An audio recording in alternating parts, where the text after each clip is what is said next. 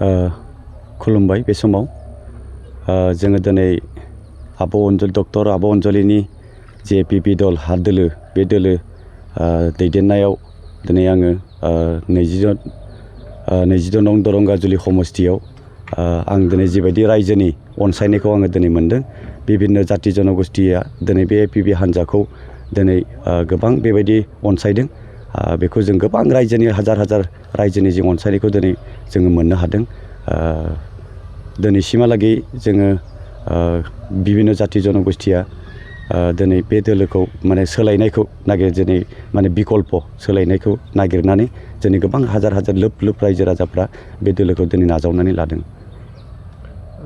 बेसेबांसो भट मोनगोन नोंथां?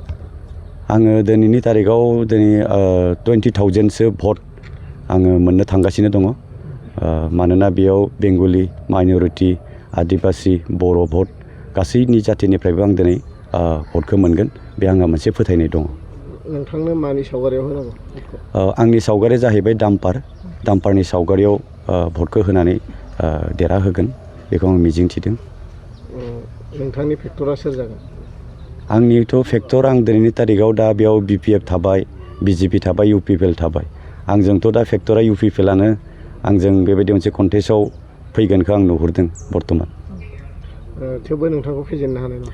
आंखौथ' दिनैनि तारिखाव फेजेननो हानाय बेबायदि गैया मानो होननानै बुङोब्ला दिनै जिबायदि रायजो राजाफ्रा नाजावनानै लादों डक्टर आब' अनजलिनि दैदेननाय जिथु एपिपि हान्जाखौ रायजो राजाफ्रा माने बिपुल मोनसे सोलायनाय बे सोलायनायखौ रायजो राजाफ्रा नागिरदों।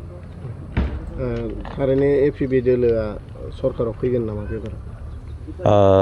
जों सरकाराव फैयाब्लाबो जों मोनसे किं मेकार बेबायदि जों नुहुरदों। जों दा 25 समस्तियाव जों होदोंमोन सासेया उइथड्र खालामदों दा बर्थमान 24 समस्तियाव सोलिबाय थादों आरो मोनफ्रोमबो समस्तियाव जोङो दिनै मिथिनाय बायदिब्ला जोङो एपिपि हान्जाया दिनै गोबां सिटआव जों देरहानो थांगासिनो दङ। रायजो राजाया गोबां अनसायदों नोंथांमोनखौ? 100% गोबां अनसायदों नोंथांमोनाबो नुगासिनो दङ लोब लोब फैदों रायजो राजाफ्रा मोनफ्रोमबो मिटिङाव रायजो राजाफ्रा माने जोंनि नुनायाव जोंनि मिथिनायाव मोनफ्रोमबो मिटिङाव रायजो राजाफ्रा लोब लोब फैनानै जोंखौ सापर्ट खालामदों अनसायदों। एपिपि दोलोनि थांखि आरो नोजोरा मा? एपिपि दोलोनि नोजोर आरो थांखिया बेनो जों जिखिनि NDFBआ जिथु भारत सरकारजों जों दिनै सुक्ति खालामबाय मोनसे सान्ति सुक्ति होननानै बुंदों दा बे सान्ति सुक्तिनि गेजेरजों जोंनि मानाव गेदेर रन्जन दैमारि सारा दासिमबो जेलावनो दङ दिनै जि आसा आरो मिजिं थिनानै दिनै जोङो UPPL हान्जा बे हान्जा प्रमद बर' दैदेननाय जि UPPL बिथांमोननि सायाव जोंहा मोनसे गेदेर फोथायनाय दङमोन आरो दिनै बिथांमोना रन्जन दैमारिखौ 15 बोसोर आरो दिनै प्रमद बर' दैदेननाय सरकारा 5 बोसोर थांबाय नाथाय दिनैसिमबो रन्जन दैमारिया जेलावनो दंगासिनो दङ आरो बेनिफ्राय दिनै बिथांमोना माने BJP हान्जाजों एलायन्स सरकार जिथु खुंदोंमोन बै समाव आरो दिनै जोङो एलायन्स सरकार खुंनायनि उनाव दिनै जोंनि BTCआव जिखिनि जोंनि हा हु रैखाथि बा जोंनि थामोनथा बेखौ लानानै जिबायदि BJP हान्जाया जोंनि सायाव जि मनग्लाबनो नागिरदों जि गाग्लोबनो नागिरदों